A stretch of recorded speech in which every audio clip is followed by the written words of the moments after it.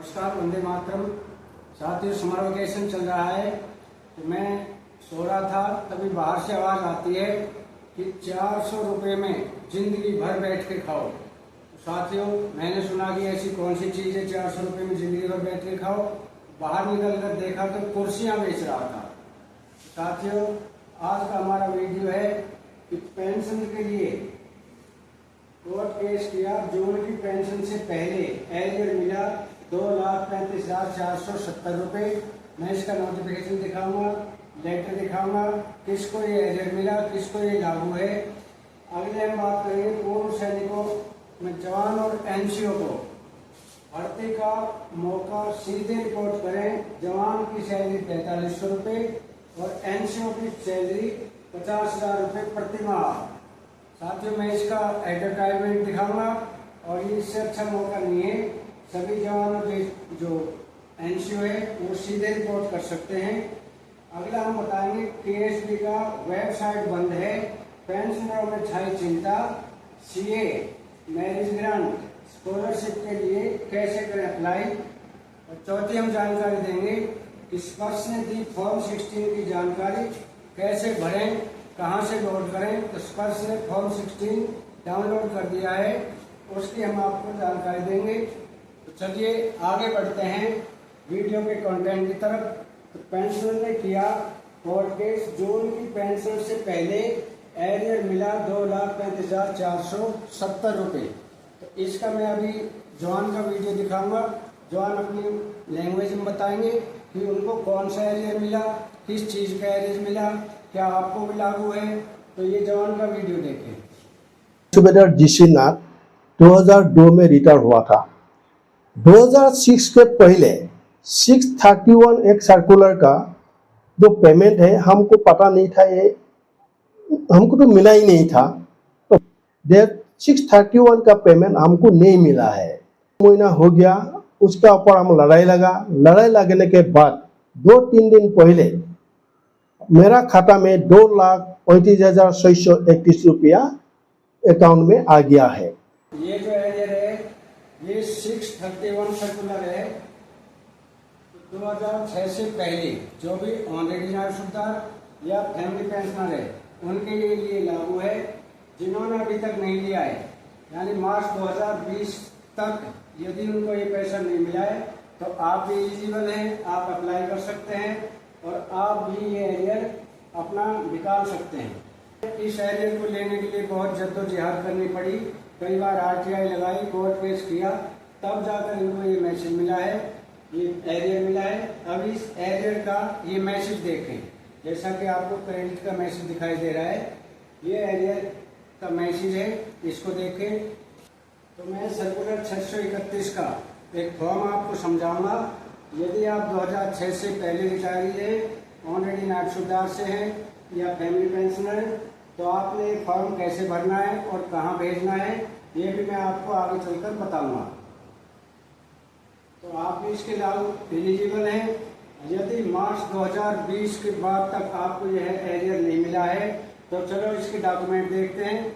ये state bank of India के document है और इसमें ये क्लियर इसमें लिखा हुआ है कि जो 2,35,470 रुपये इनका एरियर बना है, स्टेट बैंक में इनका पैसा आया है, ये एरियर का पैसा है। जैसा कि आप ये डॉक्यूमेंट जनरेट हो चुके हैं, ये डॉक्यूमेंट्स देख रहे हैं। जैसा कि आप ये डॉक्यूमेंट देख रहे हैं, इसमें नॉन पेमेंट सर्टिफिकेट नायब सूबेदार गिरीश चंद्र जी का है। तो इन्होंने ये पैसा नहीं मिला था, कोर्ट केस करने के बाद इनको ये एरियर आ चुका है। आपने जो ये नॉन पेमेंट सर्टिफिकेट है, ये इनका एसबीआई ने बना के दिया था। फिर इन्होंने ऊपर जो इसमें एड्रेस दिया हुआ है स्पर्श में डाला और स्पर्श में लगभग 7 महीने के बाद इनका ये एरियर इनके अकाउंट में क्रेडिट हुआ। आगे देखिए, मैं आपको एक फॉर्म दिखा रहा हूँ। ये फॉर्म भर के भेजना है। फॉर्म जैसा कि आप स्क्रीन पे फॉर्म देख रहे हैं, तो इसके अंदर लिखा हुआ है this grievance patterns to PCDA Prayagraj. तो इसमें सबसे पहले है IM नंबर, मतलब आपने आर्मी नंबर भरना है और रैंक हो गया ऑलरेडी नायब सूबेदार। उसके बाद आपने इस फॉर्म रिटायर्ड लिखना है आगे, और इसमें आई वॉज रिटायर्ड ऑन, यानी कि आप रिटायर कब हुए, from army my current PPO number is, यहाँ पे आपने पीपीओ नंबर भर देना है। उसके बाद एज पर PCDA circular number 631 dated 5 March 2020 my basic pension was required to be fixed as rupees 8,330 रुपये। तो ये जो फॉर्म है इसमें सारी डिटेल दी हुई है, सिर्फ आपने नाम नंबर भरना है और अपना जो कब रिटायर हुए वो भरना है। फ्रॉम 1 जनवरी 2006 टू 30 जून 2014, यहाँ तक के जो रिटायरीज है उनके लिए ये लागू है। तो आपने भी यदि यह फॉर्म अभी तक नहीं भरा है तो आप इस फॉर्म को यहाँ से डाउनलोड कर सकते हैं और इस फॉर्म को भर सकते हैं। आगे हम बात करते हैं पूर्व सैनिकों जवान एनसीओ को भर्ती का मौका, सीधे रिपोर्ट करें। जवान की सैलरी 45,000 रुपये और एनसीओ की सैलरी 50,000 रुपये प्रति महीना। ये बहुत अच्छा मौका है। तो चलिए अब इसकी एडवर्टाइजमेंट में दिखाता हूँ।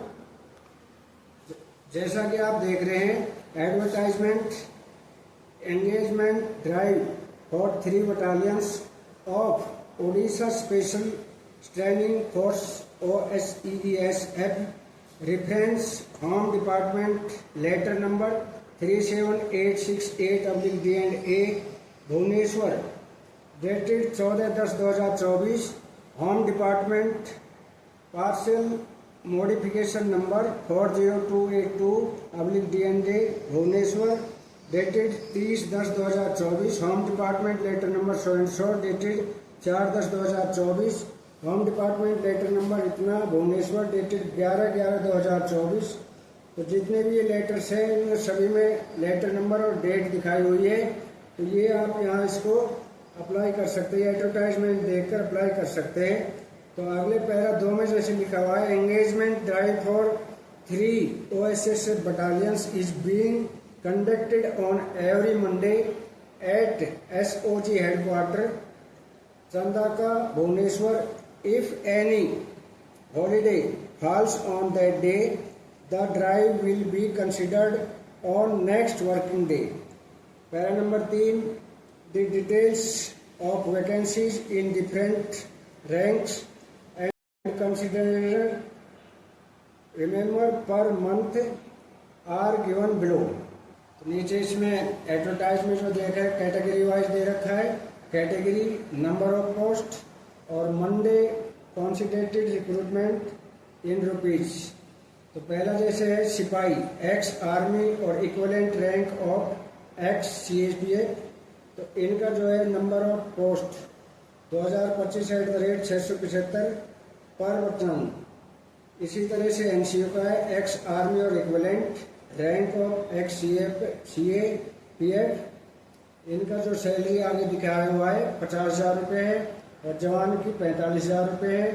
इसी तरह मिनिस्ट्रियल पोस्ट IC स्टेनो, इसमें भी जो स्टेनो वगैरह है उसमें एक्स सर्विसमैन ऑफ आर्मी और equivalent rank of air force Indian navy and coast guard CAPF।